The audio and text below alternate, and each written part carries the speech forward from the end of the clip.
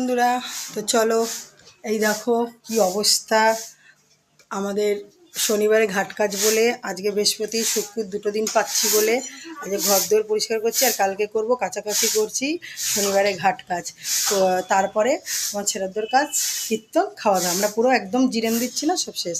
তো চলো দেখো কী কাজ করছি ঘরে। তো চলো বন্ধুরা, এই দেখো ঘর দোর পরিষ্কার হচ্ছে। এই যে মোনা সব ফটো নিয়ে বসেছে, এই যে সব ফটো পরিষ্কার করছে মোনা। এই যে সব পরিষ্কার করেছে ফটো।